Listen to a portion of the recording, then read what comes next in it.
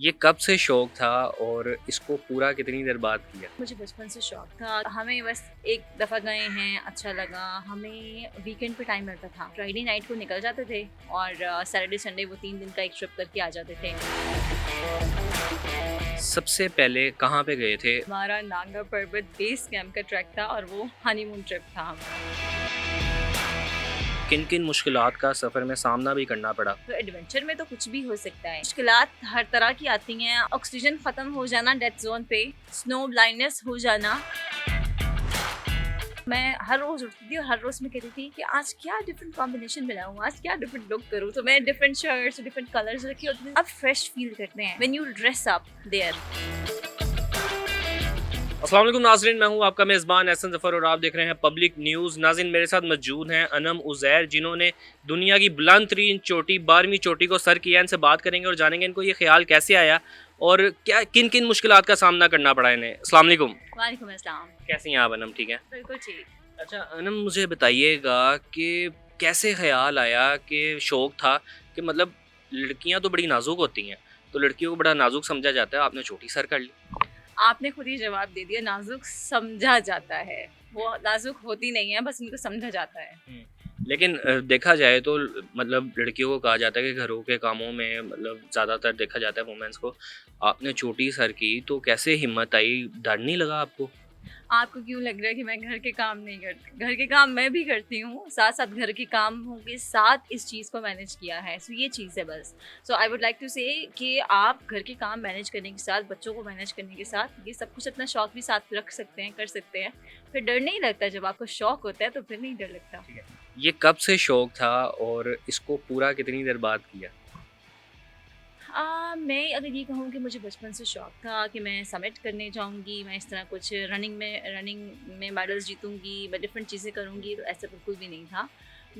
हमें बस एक दफ़ा गए हैं, अच्छा लगा, फिर इतनी हाइट, उससे ऊँचा, फिर इस तरह करते-कराते टॉप ऑफ द वर्ल्ड ठीक है। अल्हम्दुलिल्लाह। अच्छा, सबसे पहले कहाँ पे गए थे और मतलब वो क्या सीन था वो बताएं। ये सवाल का जवाब जो है ना, मैं बार-बार दे चुकी हूँ कि हमारा नांगा पर्वत बेस कैंप का ट्रैक था और वो हनीमून ट्रिप था हमारा। ठीक है, जी। मतलब हनीमून ट्रिप आप मनाने के लिए ऊपर गए थे। हाँ जी, जी। ऐसा ही है। अच्छा, तो फिर मतलब पहला वो किया, फिर दोबारा मतलब सोचा कि अब कौन-सा करना चाहिए, वो बताएँ फिर कौन-कौन से किए? फिर इस तरह से हुआ कि हमें वीकेंड पे टाइम मिलता था। जैसे उज़ैर भी काम करते थे, मैं भी काम करती थी, तो वो जॉब से आप छुट्टी तो नहीं कर सकते।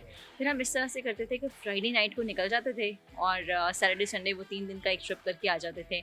कश्मीर से स्टार्ट किया, कश्मीर में छोटे-छोटे पहाड़ और डिफरेंट जगहों पे हमने एक्सप्लोर करना स्टार्ट किया। फिर इस तरह वीकेंड ट्रिप्स होते थे, कभी-कभी मंडे मॉर्निंग को भी पहुँचते थे, लेकिन आते ही ऑफ़िस। तो इस तरह हम लोग मैनेज करते थे। फिर हमने सिर्फ़ यही नहीं किया, हमने रनिंग स्टार्ट की, उज़ैर ने और मैंने इकट्ठे।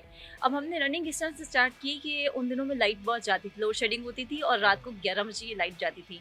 तो हमने रूटीन रखी हुई थी, 11 बजे लाइट जानी है, हमने रनिंग करने जाना है। तो 11 से 12 का टाइम रखा होता है रात का कि हमने रनिंग करके आनी है। सो कभी भी ऐसा नहीं सोचा कि रन आज नहीं करना या ना करें। हमने वो एक रूटीन बनाई। फिर इस तरह ट्रैकिंग को एक रूटीन बनाया, क्योंकि हमने ट्रैकिंग से स्टार्ट किया, माउंटेनियरिंग बहुत बाद में आया। जब आपको लगता है, कॉन्फिडेंस आ जाता है कि छोटे ट्रैक्स कर लिए, 3 दिन के कर लिए, फिर 5 दिन के कर लिए, फिर आहिस्ता-आहिस्ता K2 बेस कैंप का ट्रैक किया, 17-18 दिन लगाए, फिर स्नो लेक किया। Snow lake is a milestone for the trekkers. Snow lake, Hispar La वो कर लिया। फिर इतना कॉन्फिडेंस आया कि ठीक है, स्ट्रेंथ अच्छी कि है। आप कर सकते हैं। हाँ, फिर भी ये नहीं पता था कि कर सकते हैं। फिर माउंटेनियरिंग का कोर्स किया, उसकी ट्रेनिंग ली। उसकी ट्रेनिंग लेने के बाद डिसाइड किया कि लगता है कि कर सकते हैं। सो इट्स नॉट लाइक कि इट वाज सो इजी कि अचानक से सोचा, अचानक से कर लिया। अचानक से सोच के अचानक से कर भी आप सकते हैं, लेकिन उसमें there is a lot more risk. सिर्फ आप अपने लिए रिस्की नहीं उसको कर रहे, दूसरे के लिए भी रिस्की कर रहे हैं। सो हमारा एक बड़ा स्मूथ सा वो प्रोसेस था। तो 10 साल लगे हैं यहाँ तक आने में। अच्छा, मुझे बताएँ कि कितना सफ़र है और किन-किन मुश्किलात का सफ़र में सामना भी करना पड़ा? आप रिसेंट एक्सपीडिशन की बात करें कि ओवरऑल बात करें? रिसेंट जो आपने किया अभी। रिसेंटली मुश्किलात, अब ऐसा नहीं है कि मैं कहूँगी ये मुश्किल हुई, ये मुश्किल हुई, और फिर आपका जवाब इस पे ये होगा, आप सोचेंगे कि अनंत तो कह रही है कि एडवेंचर है, सो एडवेंचर में तो कुछ भी हो सकता है। सो एडवेंचर में मुश्किलात हर तरह की आती हैं, और लेकिन जो मैटर करता है वो ये बात कि उन मुश्किलात की को छोड़ते हुए कि आपने उस टाइम पे क्या किया, आपने उस टाइम पे कैसे कोप अप किया, और उस टाइम पे आपकी मेंटल स्ट्रेंथ क्या थी, वो मैटर करता है कि उस मुश्किल को आपने कैसे ओवरकम किया उस वक्त। तो मुश्किलात हर टाइप की आई हैं और हर तरह की मुश्किल आई है, हर मसलन तरह। एक दो जो याद रह गई होंगे, ये ज़्यादा मुश्किल था लेकिन वो आपने कर लिया। नहीं, एक दो याद नहीं, सब याद है, कुछ भी नहीं सभी याद भूला, है। कुछ भी नहीं भूला।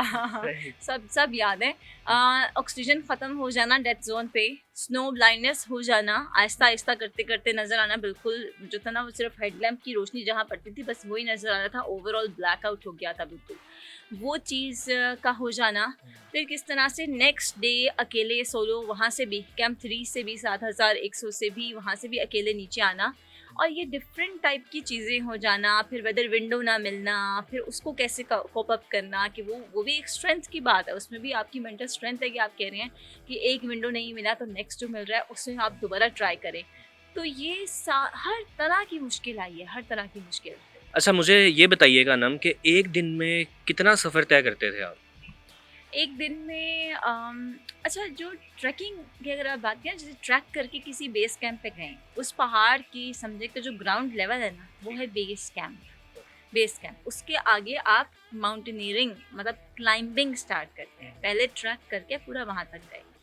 तो ये 8-9 दिन का सफ़र तय करके आप K2 बेस कैंप पहुँचे। तो दिन में इस तरह से होता था कि सुबह चलना शुरू किया है, कोई कैंप साइट 4 घंटे दूर है, कोई कैंप साइट 6 घंटे दूर है, कोई कैंप साइट में 8 घंटे लगेंगे, 12 घंटे लगेंगे, ऐसे डिफरेंट होता था। ये ट्रैकिंग हो गई, ठीक है, दिन में इतने इतने घंटे आपने चल लिया। माउंटेनियरिंग में अब इस तरह से होता है कि जब आप नीचे है ना बेस कैंप पे आपने रेस्ट किया, आपने जितना भी दूर कैंप 1 है जाना है, या क्रैम्पोन पॉइंट है जहाँ से कि जूतों के नीचे क्रैम्पोन्स लगेंगे, जहाँ से आगे बर्फ़ पे आप वैसे नहीं चल सकते, वहाँ से होके आगे आ गए वापस। वहाँ से जब वापस आ गए हैं फिर आपने जाएंगे कैंप 1 तक। कैंप 1 को आपने टच किया, वहाँ से आप वापस आ गए हैं। अब वो जितना भी टाइम लगे, माउंटेनियरिंग में टाइम का उस तरह से एस्टिमेट नहीं हो सकता, क्योंकि हर किसी की अपनी स्पीड है, हेल्थ है, फिजिकल फिटनेस है। कोई 2 घंटे ले रहा है उसी पैच के लिए, तो कोई वहाँ पे 4 घंटे भी ले सकता है अगर स्लो स्पीड है। तो इस तरह ये डिफरेंट होता है। जब खाने पीने की चीज़ें भी वहाँ से ज़ाहिर सी बात है नहीं मिलती होंगी, तो कैसे फिर गुजारा करते हैं? खाने पीने की चीज़ें इस तरह से होता है कि जो कंपनी जा रही है वो चीज़ें पैक करके जाएंगे, उनके पास प्रॉपर एक मेन्यू होता है किचन का, प्रॉपर बेस कैंप पे खाने बनते हैं। अगर आपको ये लग रहा है कि वहाँ पे कुछ मिल नहीं रहा, ऐसा नहीं है, बर्गर भी मिलेंगे, स्टेक भी मिलेंगे, बिरयानी भी मिलेगी, रोस्ट भी मिलेगा, बारबेक्यू, हर चीज़ मिलती है वहाँ पे बेस कैंप पे, हर चीज़ है। अच्छी कंपनी हो तब, लेकिन अगर अच्छी नहीं है तो फिर आपको दाल भी नहीं मिलेगी, वो कहेंगे रोटी भी ख़त्म है, चावल भी ख़त्म है, दाल भी नहीं है, ये भी होता है। कभी ऐसा भी हुआ कि कुछ नहीं खाने को मिला तो फिर कैसे गुजारा किया? ज़ाहिर सी बात है टॉप पे अगर हैं आप तो वहाँ पे तो कुछ नहीं होगा, तो फिर कैसे गुजारा किया? ऐसा एक्सपीरियंस मैंने किया है, और उस केस में यही होता है, जो शेफ़ होता है वो अलग मजबूर होता है कि हमारे पास कुछ है नहीं खाने का और हम क्या करें, हम क्या बनाएं, दाल भी नहीं है, रोटी आटा थोड़ा रह गया है, चावल थोड़े रह गए हैं, तो उस केस में फिर गुजारा होता है और कुछ नहीं होता। अच्छा, मैंने ये भी देखा कि जो जिन लोगों ने मतलब चोटी सर की है, तो कई लोगों की उँगलियाँ भी मतलब वो उस तरह से काटनी पड़ी और इस तरह से, वो क्या मामला है उस हवाले से बताएँ? वो फ्रॉस्टबाइट होता है। उसमें ये होता है कि अगर आपने ऑक्सीजन लगाई हुई है तो फिर उसका रिस्क कम हो जाता है फ्रॉस्टबाइट का, क्योंकि वो ऑक्सीजन मिल रही है ना, तो ब्लड सर्कुलेशन हो रही है। और जैसे ही कभी कोई विदाउट ऑक्सीजन कर रहा है, या आपको वो ब्लड सर्कुलेशन नहीं हुई है, या आप बिल्कुल स्टक हैं किसी हाइट पे, आपके पास विदाउट ऑक्सीजन है, तो वो जब ऑक्सीजन सर्कुलेशन ही नहीं हो रही, तो सबसे पहले हाथों की उंगलियां, पैरों की उंगलियां, सबसे पहले ये इफेक्ट होते हैं।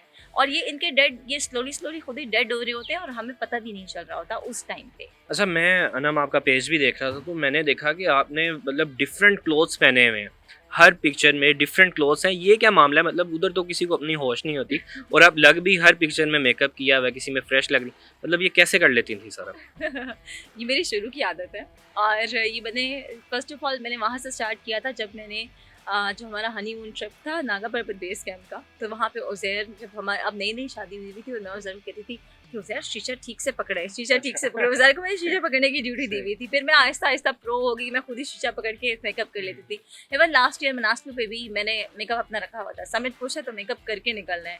तो इधर जो आप बात करें बेस कैंप की, तो मैं हर रोज़ उठती थी और हर रोज़ मैं कहती थी कि आज क्या डिफरेंट कॉम्बिनेशन बनाऊँ, आज क्या डिफरेंट लुक करूँ। तो मैं डिफरेंट शर्ट्स, डिफरेंट कलर्स रखी होती थी। तो आप फ्रेश फील करते हैं when you dress up there. अब वो उस तरह की कंडीशन है जहाँ पे सिर्फ आपको ऐसी शक्ल नज़र आ रही है, तो उन्होंने अपने मुंह ही नहीं धोए हुए, हफ्ते गुजर गए बाल नहीं धोए हुए, मुंह ही नहीं धोया हुआ, इवन मुंह तक नहीं धोया होता, बालों कंघी नहीं की होती। तो वो सब चीज़ें देख देख के ना आप फिर वो अजीब होता है, अब बोर भी होते हैं। सो मेरी हमेशा से आदत है कि मैं अपना मेकअप अपने डिफरेंट कलर के ड्रेसेस, और ये कर्टिसी टू उज़ैर, क्योंकि उज़ैर उठा लेते होते थे मेरा सामान, डिफरेंट टाइप के डिफरेंट कलर्स के जैकेट्स एंड एवरीथिंग। तो ब्रॉड पीक पे भी मैं सुबह रोज़ उठती थी, जब जितने दिन बेस कैंप पे हैं, जो रोटेशंस के अलावा बेस कैंप रेस्ट डेज, मतलब 3 दिन रेस्ट डेज है, 4 दिन है। बहुत शुक्रिया जी आपके वक्त का। जी नाज़रीन, हमारे साथ अनम उज़ैर मौजूद थी। इनकी गुफ्तगू आपने मुलाहिज़ा की कि किस तरह से इन्होंने चोटी को सर किया, किन किन मुश्किलात का सामना करना पड़ा। इसके साथ ही अपने मेज़बान एहसन ज़फ़र को दें इजाज़त। अल्लाह हाफ़िज़।